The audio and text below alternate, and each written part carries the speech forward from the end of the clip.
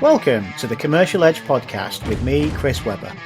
Come and enjoy a virtual coffee while I share my experience and ideas that could help you overcome difficult people at work. I share my thinking and insights so that you can find new ways to overcome challenges and gain a commercial edge and unleash the power of people. This week's podcast is going to focus on gossip and people who gossip at work.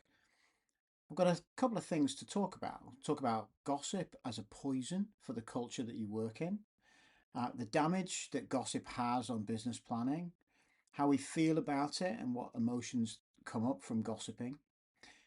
I want to talk a bit about the history of gossip, where it came from, and the value that it brings to community.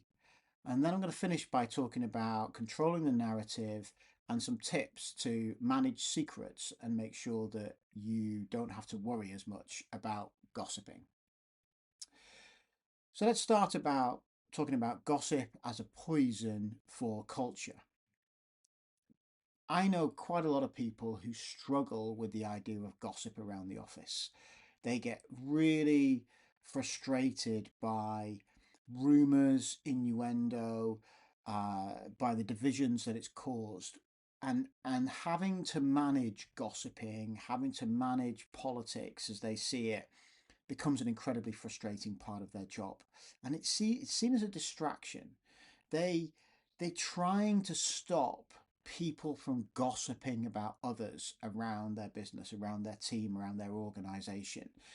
And they see it as a problem because gossip, as far as they're concerned, creates tension and silos. It divides people across their organization. And most of all, it becomes a frustration because it distracts you from what they see as being the most important part of the business, about doing the job that you need to do. So let's think about the damage that it does to things like business planning. Now, I've been involved in many reorganizations across businesses over the years, both as a manager trying to lead them and an employee who is uh, affected by reorganization. And as soon as there is a whisper that there's going to be a restructure and a reorganization, the gossiping starts. Who's involved? What's going to happen? Who's heard what from the leadership? And all of this stuff creates barriers to implementing change because there are a set of beliefs that are associated with it. The team starts talking about what's going on, why it's going on, what the business is trying to do, who's affected, who's not affected, leaders and the conspiracy about how they're managing what's happening and who they want in their team and who's going to be affected by the restructure. It just gets filled by gossip and innuendo. And the impact is that it reduces how effective any reorganizations, any restructures can be, any strategies can be. Because what you're finding is that it's just full of conspiracy theories, that rumors spread, gossip spreads about what's going on, and it's not true, it's invented, and it becomes a damage. It comes from the fact that people start to spot managers going into meetings. So, oh, I noticed, leader of this department meeting with such a buddy from that department. I wonder what's going on there. There must be something happening. They see days blocked out, strategy days for leadership. They come across a report that's open on a desk that they're looking at, or a consultancy has been seen coming into the business, and we all know what that means, that there's going to be sort of restructure, reorganizations. And it comes from the fact that there are little tidbits of knowledge that then get put together and can become incredibly damaging. It makes it almost impossible for leaders to truly get into some strategic thinking, to scenario plan. Imagine that they've got one scenario and a second scenario, and they're working through the detail of each.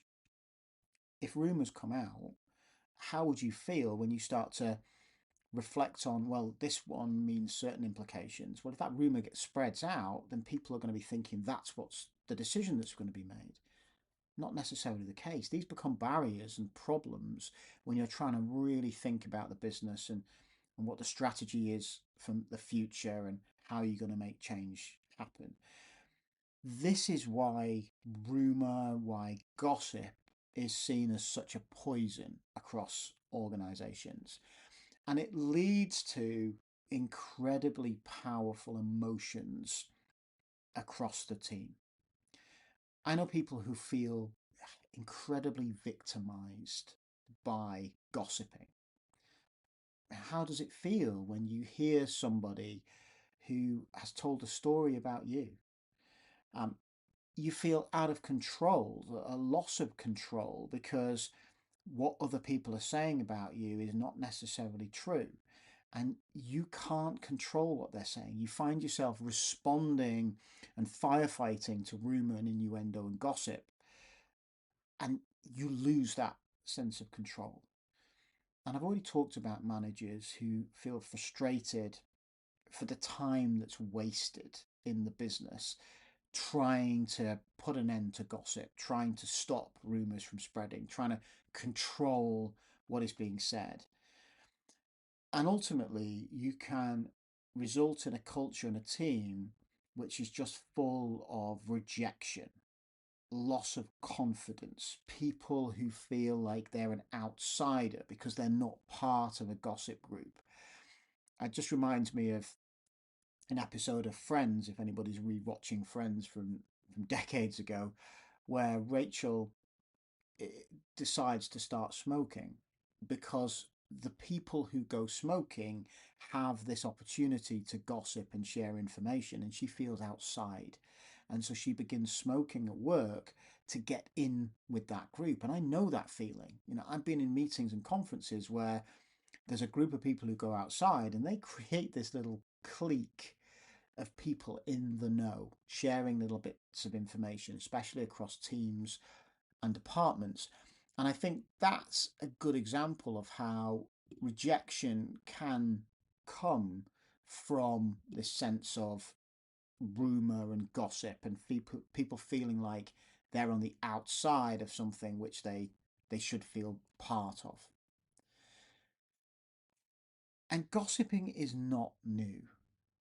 And looking up the history of gossip, because I feel gossip is very much something we see associated with celebrity, that we have celebrity gossip columns. And, you know, I think when you start to look at it, gossip is everywhere. We see TV shows focused on gossip, innuendo about what's happening on a movie, what's who's married to who, what's going on in their personal lives. Instagram, Facebook, news feeds are full of I've heard this about somebody, I've heard that about somebody, feeding that. The oldest reference I could find was a series of articles in the London magazine in 1777 by a guy called James Boswell. And he wrote a series of 50 articles about gossip, about what's happening in London society at that point. And when I then started to really think about it, what I realised was that news articles are mostly gossip. There are some reporting of facts. So this happened yesterday. You know, a politician made a statement to the press. Everything after that becomes rumor gossip. So the reporter and the journalist makes their money from having spoken to someone in the who works for that government department, and they've got some quotes, some comments, some things that they've heard, some rumors that are floating around. They share their opinion about stuff, and that is a big part of news that we see as serious news. So we can't escape gossip. It's so central to who we are. It's so central to our social lives. It's everything. And when you start to research the history of gossip, there's a strong belief that sees it as being a central part of how we build our communities, how we build our culture. Chimps share grooming and they spend time brushing each other's hair, finding ticks, finding lice, and cleaning each other. And it's really well known that that's a very important part of their personal connections, building alliances, building connections. And there's a theory that our communication around gossip is a big part of something similar happening in human culture. We are not hermits. We live in groups and communities, and the role of gossip could be a really important one. Some people suggest that even our language has evolved to mimic gossip. Structure of a sentence is a subject, so a person, a task or a verb, an action, what they were doing, and an object, who they were doing it to. And it's really hard for us to think of sentences that aren't that way. And when we communicate, we create a personality on almost everything, as if it is a gossip, if it is a story about somebody. And so there's a strength in feeling that we are effectively gossip. We do gossip, and and that it plays a really important role in the community. So, for example, people think that it's a way of sharing community rules. So if there's a piece of gossip about somebody and it's suggesting that their behaviour is not in line with what the community would anticipate, what the community might expect, then that comes with a sense of judgment. That people say, oh, that's not great behaviour, they shouldn't be doing that. And by sharing the story and the opinion, we're creating rules for other people to follow. That we recognise, oh, if I do that, it's likely I'm going to be talked about. It's likely that this is going to be judged badly by other people in my peer group. And so we're creating these unwritten rules about how we behave, and by sharing gossip about people in the community. There's also a belief that we learn about people from our network by gossiping. So someone telling you a story about what someone did, what someone else has done, gives you an insight to who that person is, what they do, how they behave, how they think. And that's a really helpful piece because we cannot actively manage a lot of communications. We can live in a group of about 100 people. As it starts to get bigger, we struggle to maintain the networks, but our actual active group is much smaller. And we rely on informal communication as a way of keeping up to date with what's happening in the wider part of our community. And so sharing stories, hearing gossip about other people keeps us in touch with an extended part of our network. It can introduce us to people. I would often write a message to somebody if I'm being introduced and connected and say, I've heard a lot about you. I heard a lot of good things about you. I'm using gossip and conversation tidbits as a way of introducing myself and connecting to somebody that I have never met before. So it does play an important role. And there's a final part of it, which is that if we know something that other people in our networks don't know, it gives us a sense of importance, gives us power. We are more important because of what we know. And and so there's some status associated, especially if this information is privileged somehow. That the fact I know this information means that I'm connected to the people in authority, I'm connected to the people in power, and I'm associated with them through this information.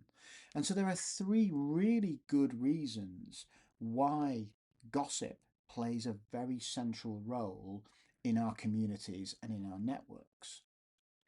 And if that's the case, then you can understand why it exists in the office, why it exists in work, because it's no different. Work is a another example of how we create connections and build communities.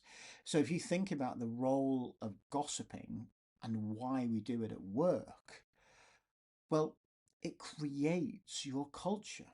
It establishes behavioral norms.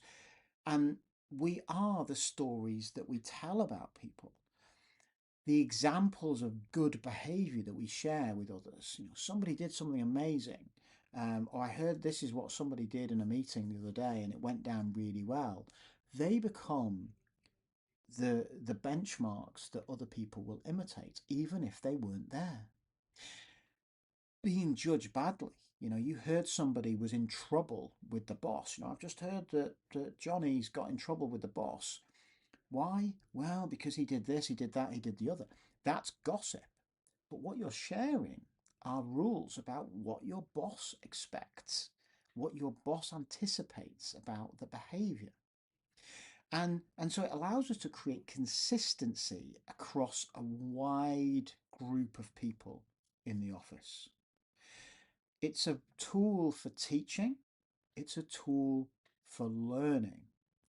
But the difficulty is it's a tool that is a little bit indiscriminate because leaders just don't get to own the gossip.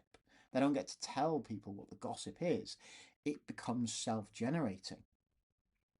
And certain things become very attractive to gossips. Secrets. Anything that seems to be hidden becomes a great opportunity for gossiping. Negativity, so poor behavior, spreads so quickly because we love those little stories of someone who's got into trouble um, and things haven't gone well for them. Um, but also great moments. We do share stories of someone who's done something amazing and something outstanding.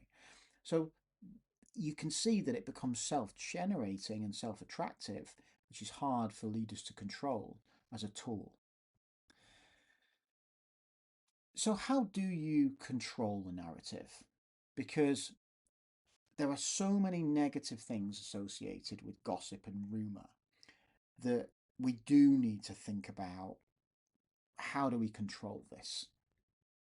And there's a sense that people are going to speak. If you know that, if you know that gossip is going to exist, then getting ahead of it and thinking about what they're going to say becomes very important. So if you know that secrecy is going to trigger gossip and speculation, then reducing that level of secrecy and controlling what people know means that it either could become much less interesting and less worthy of talking about, or they're going to talk about the things that you want them to talk about. And communication experts focus a lot on creating the topics that people want to talk about. There's no doubt there are celebrities in the world who are only successful because people talk about them. That is how they make money. They then get offered TV shows and adverts because they are someone who is spoken about, and that becomes their brand. So, is your brand what you want it to be?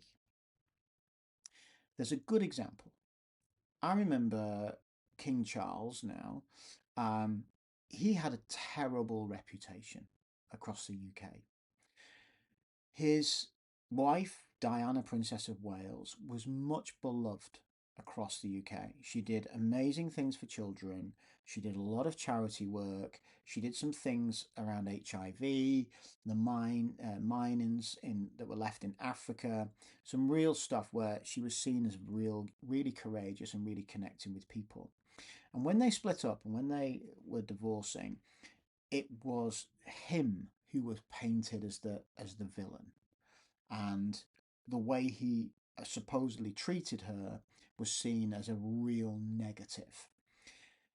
He was accused of having an affair with Camilla, of cheating on this wonderful lady, the Diana, Princess of Wales, with this lady, the Camilla. And it became a real negative thing. And lots of people were talking about the fact that he should abdicate He shouldn't be made king. It should go to the next generation. He wasn't worthy of being the king. That Camilla shouldn't play a role in the royal family because we didn't want her there. Um, the wedding that they had was very low key considering his status in the royal family. It was seen as being something we need to keep quiet. And so there was a big problem around what people were saying about, at the time, Prince Charles. And his team decided that they needed to change this. They wanted to get ahead of the narrative. And so they started to think about what does he stand for and how do we control what is being said about him. There are certain things that are important to him. The environment is very important. He's a big advocate of farming, organic farming, and agriculture, and things like sustainability, renewable fuels. He started to do TV appearances, he started to do interviews. They started to give access to his farms and his places of home, conversations with him and his sons, trying to just change what is said about him and what people believe about him. And it's been very successful. He is now seen in a completely different light. There are still people who see what he did and how he treated Diana as a negative, but overall, the impression of him is very different now. And I think that's a great example of controlling the narrative. Him staying out of the public eye and saying nothing allowed people to say what they wanted, to criticize him, to infer how he behaves in private and what he does. When he stepped away, came into the limelight and controlled what was said, he became in charge of what was being talked about, and that gave him much more predictable views of what's going to happen. So, if you want to control the narrative, you need to think about how you control the empty spaces. If you are doing a business restructure, if you're reorganizing the organization and you are going to have a series of meetings, that will be noticed by people in your team. They will see what's happening. They see meetings in calendars. They can see which rooms you go to. They can see consultancies arriving, and they'll create their own stories. If you give them nothing, they will fill it. It's much better to give them something that is true and concrete. So don't allow empty spaces. Manage information and you manage the gossips. So, what sort of tips might I give you to get away from gossips? Well, try not to keep secrets. I know it's very tempting. You're trying to respect other people's privacy. If you're dealing with some performance issues or some behavioral issues in the organization, you want to keep it quiet, you want to keep it secret. But the truth is, you're not helping yourself. Imagine a situation where there's someone in the organization who has behaved very poorly, and certain people have been a victim of that. Now, there'll be rumours circulating about what happened. Nobody might not know the truth, but there'll be rumours about, oh, this behaviour was very inappropriate. Yeah, they're horrible, they're unkind, they're isolationist, they're a bully, all of those kind of things. And then they leave. What people are going to start to say is either they left or it was covered up. Management covered it up. They didn't deal with it because they couldn't deal with it and they quietly brushed it under the carpet. If the truth is that you as a management team got together, you pulled that person in, you did an investigation, and as a result of that investigation, they left the business, then that is something to celebrate. You have taken a positive step in your culture to deal with inappropriate behavior. So, in the same way that court cases are public, and you can protect names and details, you can do the same thing in an organization.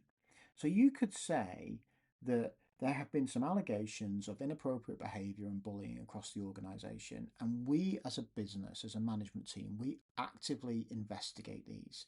We're not going to talk about who's involved, we're not going to talk about what's happening, but we are investigating these things.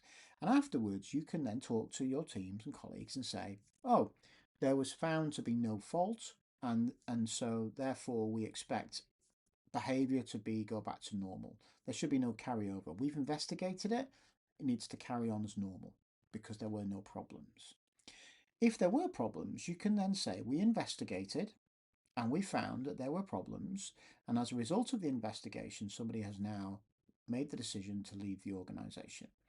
And you're celebrating the fact that you're dealing with poor behavior. Yes, there are rules about what you can say and can't say, and that's what I'm encouraging is to understand what the rules are, but not to say nothing, because if you say nothing, you are fueling rumour and innuendo, you are fueling gossip.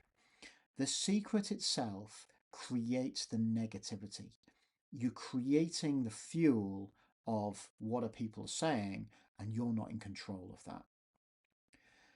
So make clear what's happening and what you're prepared to say and what you're not prepared to say. If you're doing something like a restructure, it's a classic situation where gossip will abound. So think about being proactive. We are reviewing strategies. We're exploring a whole range of scenarios in order to be effective and in line with the future. I know a couple of people in HR who say, be open with it, because as long as the decisions you're making are in line with a published strategy, no one is going to be surprised. And you might say that it's, we're being very careful about who we involve in this because it's sensitive, because people's jobs are affected. Would you like to hear that your job has been axed from one of your colleagues in a rumour? No. So don't. Control that by saying to people, we are being careful about how we manage information. And as a result of that, we're going to be respectful of people in their roles, but we are exploring efficiencies and changes of strategy to be dynamic in our marketplace. And the final thing is to be proactive when you hear rumours. If you hear rumours that are being circulated around your team, get your team together. Be proactive in dealing with these gossips and these conversations. Don't allow it to be negative. Get ahead of the conversation. Be open and transparent as much as you can, but equally be respectful of this. Talk about the fact that negativity is not where you want to be in the business, that you will want to be positive, that you want to think about pulling things together and owning conversations and fueling positive things. So these are positive behaviors we want to share across the organization. These are behaviors that we want to discourage across the organization. The more you fuel that conversation, the more you're going to avoid issues of these little gossips that become little toxic elements. We cannot get away from gossip. It is part of community and part of life. We've lost a lot. When people are working from home and they're not connecting with their colleagues, they're not having those shared coffees and shared lunches where they have the opportunity to chat. When we're just meeting online, these meetings are very formal.